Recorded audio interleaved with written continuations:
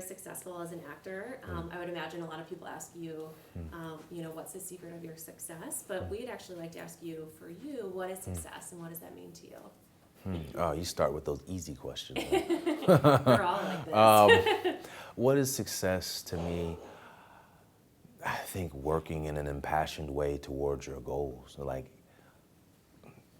having a vision of your fullness, of your fullest self, of being fulfilled, and working towards that. Like because success kind of has this it has this feeling of finality to some degree, and I don't think you get to stop.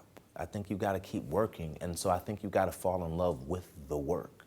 And if you fall in love with the work just continues. You always keep going, but you always can learn. You're always in the process of absorbing and changing and approaching something different. So, yeah, I think success is just working towards your goals and then setting new goals and keep throwing it out in front of you and keep trying to get there. And then if you do get to this place where you feel I'm fairly fulfilled, then there's the business and the task, the job of maintaining it, Mm-hmm. But Yeah, and that kind of reminds me of your perseverance that you talked to a little bit about in your speech. Yeah. Do you consider yourself a storyteller, and what stories do you want to tell through your work? I guess I'm a storyteller or a participant in a larger story that's being told, a much larger narrative, and so it's my part, it's my job to advocate for characters and for people, whether I agree with them or not, whether I would personally approach something that way, but it's my job to approach them as real people, do the work to make them to hopefully resonate and with people in a way where they feel like this is a real person up here having a real experience. And so in that way, I'm very much a participant in the larger story that is being told. And so I guess I'm a storyteller. Yeah. What's like the greatest story you would want to tell, or what would be something that would be really meaningful for you? Wow. I guess there are better stories than others. But I think I kind of approach something, if I say yes to something, I'm usually kind of equally excited because I'm not gonna throw myself further into something just because it's kind of a better story. I just think I wanna be in a position where I'm saying yes to things that I love. And if I love them, I'm gonna put all my effort into it regardless of what the arc or the lessons of the story might entail or who you're playing, So I think for me it's a little bit strange to say, but it's kind of all the same because I have to be just as invested and just as present. There's some roles that every now and then I get offered something and they scare me a little bit, right? And when that happens, that's when I know that one, that's the direction I need to go in. And then two, there's something there that I don't know in that. Because there's certain parts, like you read them, you can hear it right on the page. Like you go, oh, okay, I can hear where this guy, there's something about it where like almost, there's something about the character's spirit or voice or something where I can hear the notes in the character. And then there's other ones where I can hear those notes, but they might be in some way really heightened, and it might cause me to feel a certain degree of resistance or anxiety toward it because you may question if you have the capacity to do that part. And so then you have to kind of dive in and see, and have the courage, be brave enough to do that. So I think stories that require me to be brave, I guess, is how I would, in a very roundabout way, come back to saying that those are the kind of stories that I would want to tell. Thank you. Do you think it's still important to go to college, and do you think it can still change lives like it changed yours? Well, I think anytime you are in a position, I look for mentors today. I look for teachers today, people who and I'm always so appreciative when I come across folks who are willing to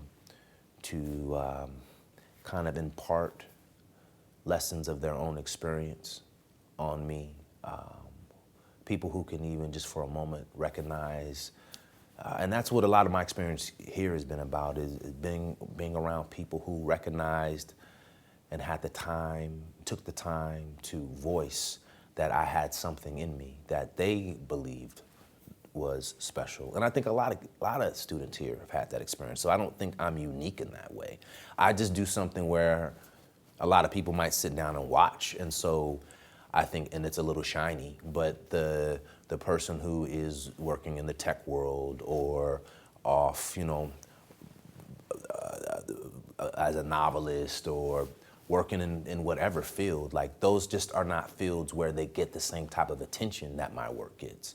But there's people who have been just as impacted, if not more, than I have, and are very conscious of the role that the professors that I had here, who some of which really became friends.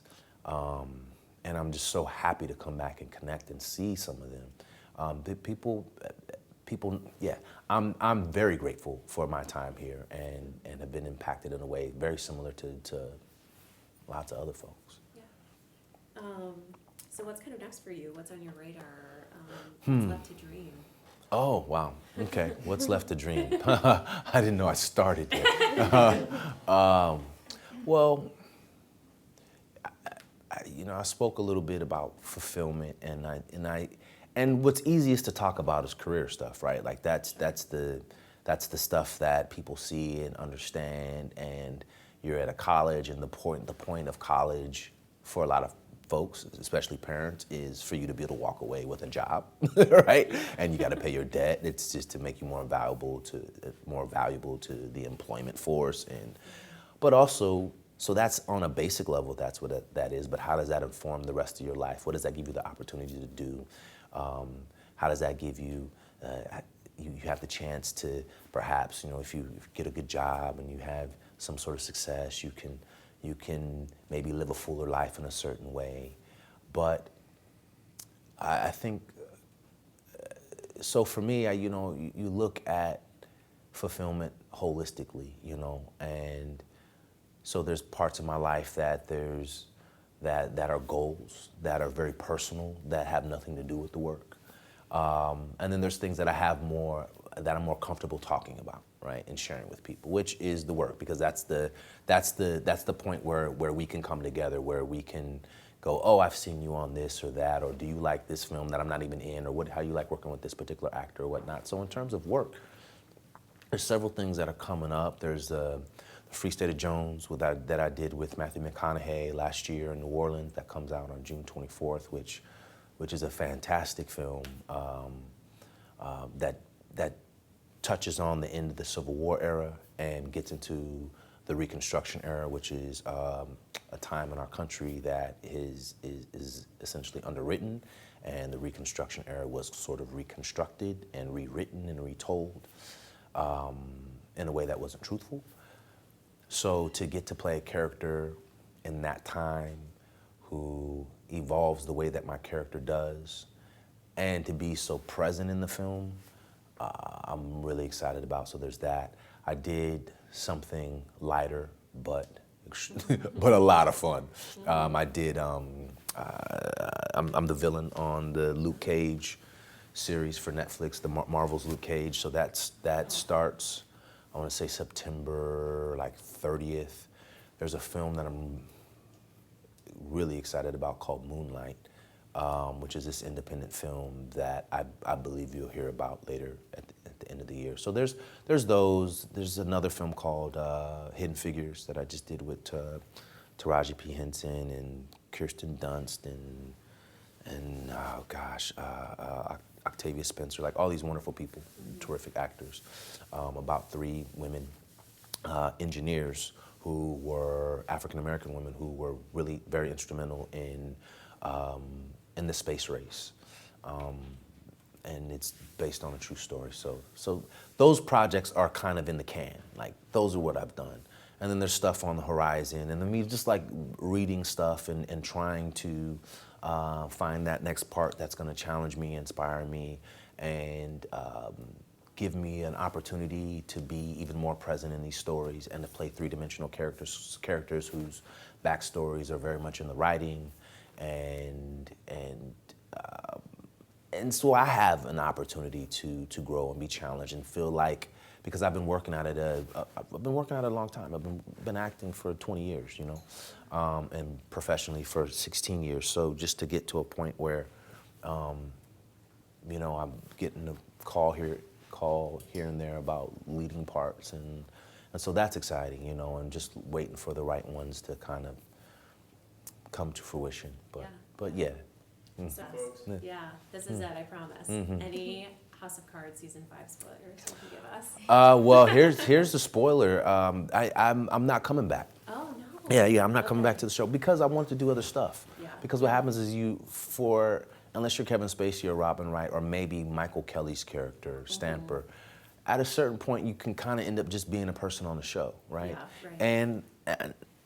And if you're just cool with a job, then that's cool, but a part of what I talked about was growth, right? And pushing yourself and the unknown and like maybe being uncomfortable. So they were very gracious, but I had a talk with them about moving on and so that I could go and pursue other things that I wanted to do. And they got it, because I feel like every character has a shelf life. Every show has a shelf life. Sure. And sometimes those are not in alignment. Like the shelf life of the character is not necessarily in alignment with the shelf life of the show. Like, so the show could go on for 8 years, and you see these guys or women who've been on shows for 8 years, and you're like, this character I'm kind of tired. Like, I want to leave the party early. I'm not trying to be the guy, like, you know, that sweeping up at the end and wiping up the beer off the floor. Like, I'm not dancing in the corner by yourself. I don't want to be that dude. Like, I'm ready.